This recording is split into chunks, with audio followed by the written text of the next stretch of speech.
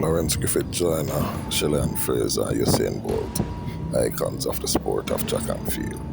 But long before them, there was a brilliant woman, a genius, a miracle sent from God. Her name was Wilma Rudolph. Stricken with polio at age 4 and had her leg in braces by age 5. The white hospitals at the time didn't want to take her because of the color of her skin. So she had to travel miles and miles to go to a predominantly black hospital. However, Wilma Rudolph and her mother, father, and 21 siblings persevered. Back in the 1940s, 50s, having polio was almost like a death sentence if you were a person wanting to do sports. And to add insult to injury, as some would say, Wilma Rudolph got pregnant at the age of 17, basically cementing her chances at never being a sporting icon. However, with great challenges comes great perseverance, and she rose to the challenge. Her childhood sweetheart stood by her side, and with his help and the help of her siblings and her parents, the baby was raised properly while Wilma went back to school. Like and subscribe. Her childhood sweetheart would go on to marry Wilma in years to come, and gave her 3 more children.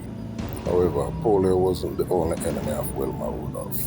Deep racism was also her greatest enemy. Her coach, Ed Temple, saw her playing basketball and saw the speed that she had, and suggested she change sports, thus track and field outbid her.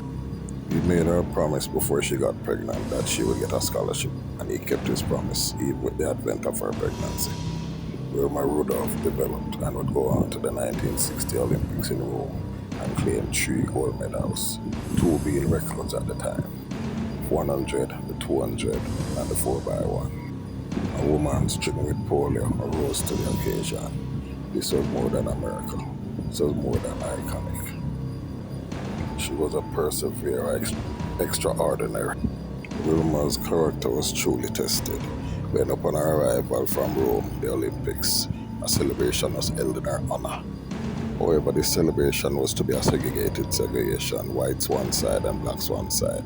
Wilma Rudolph declined, and by declining, it forced the organizers to have one celebration, no non-segregated separate celebration, just one united front. Wilma Rudolph achieved this, the class of her character. Wilma Rudolph, an icon of perseverance. Cancer would go on to claim her life, but her name lives on in perpetuity. Wilma Rudolph.